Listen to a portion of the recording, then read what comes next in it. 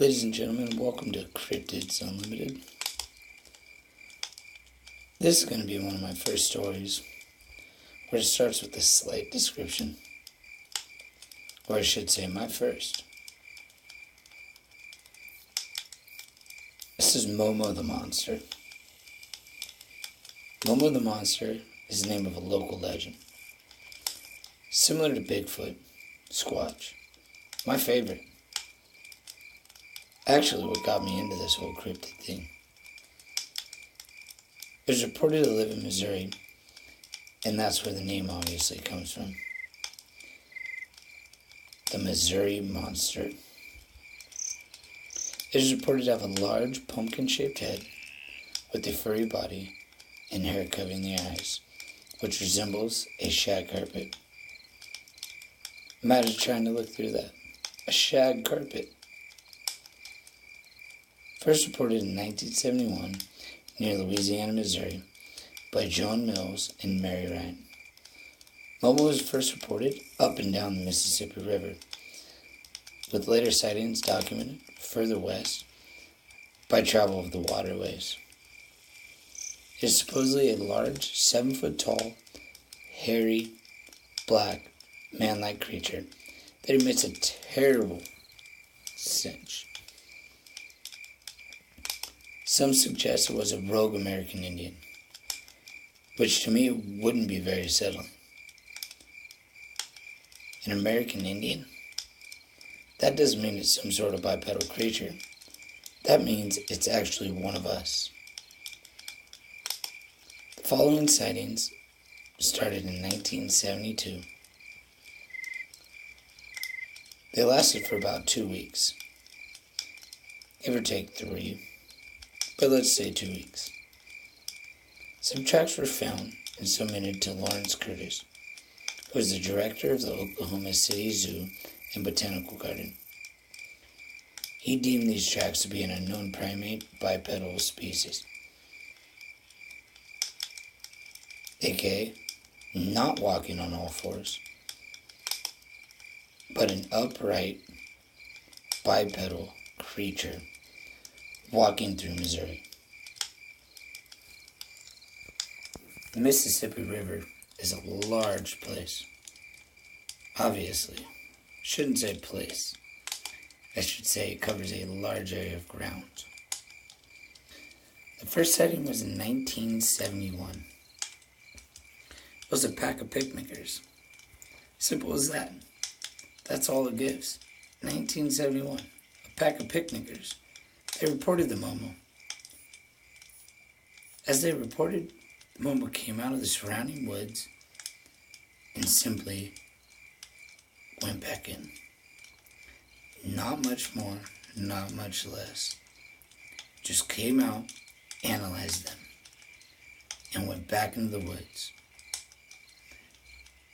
As I said, this is speculated to be an American Indian with overgrown hair that resembles a shag carpet. Something I wouldn't want to see. Let's jump to 1972 on July 11th. It was a Tuesday in Allen Street, Louisiana, Missouri. Wally Harrison, 5, Terry Harrison, 8, and Doris Harrison, 15. See a 6 to 7 foot tall, hairy creature holding a bloody, dead dog. It was simply sitting beside a tree in their yard. Sitting beside the tree in my yard? No. Something, once again, none of us would want to see. As July 14th rolled around, not but 3 days later, Richard Bliss, Edgar Harrison, and a police officer, Ruffin, hear growls and screams. Upon investigating, local law enforcement found unidentifiable hair fibers. These hair fibers were never submitted. No one ever went further with them. Slightly embarrassing to say to your friends.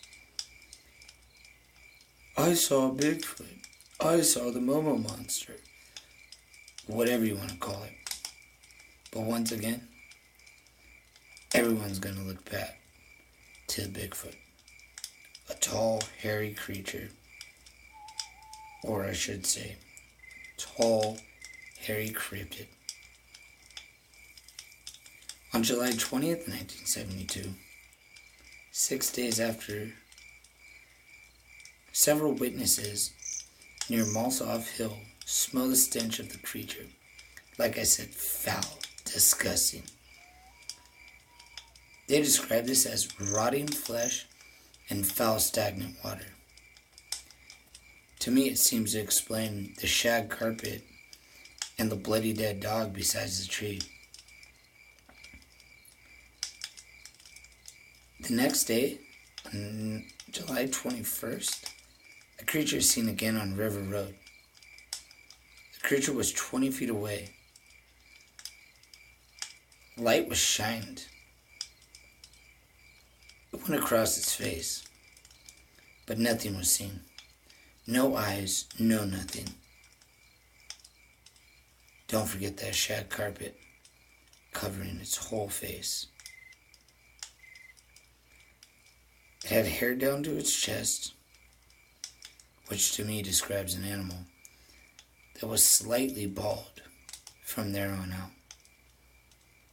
This eliminates a Bigfoot. Bigfoots are completely hairy.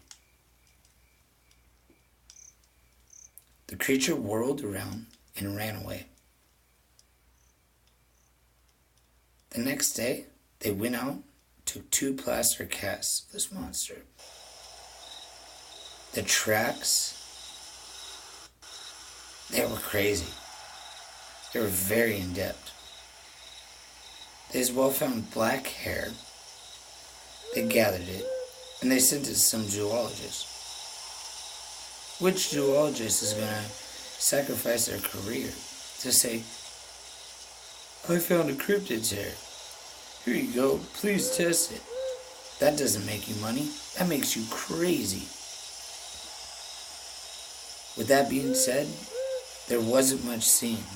Or I should say, there wasn't anything seen or reported at that until August 3rd. Bill and Betty started hear a high-pitched howl from the front yard of their house. It was located towards the northwest of town in the early morning. Tracks are seen in the rain-soaked earth. Plaster casts are taken. But the interesting thing, the tracks appeared to abruptly stop in the center of the garden. They ended going nowhere. That to me is something different. It's something else. Is this some sort of paranormal creature that got lost? Is this some sort of animal that was placed on our earth for the sheer sake of investigation? How do we know? But why did those tracks stop? Why? If you have any Momos, tell me. Ask your grandparents. Ask your elders. Let me know. This is something that's very interesting and that is very bleak. Simply an animal that was sighted in about 2 weeks, 5 times, with no other evidence, sounds kind of strange. And when you add the American Indian aspect to it, now my mind is really blown. A hairy American Indian walking through Missouri that was seen within a 2-week span. Let me know. Sleep tight.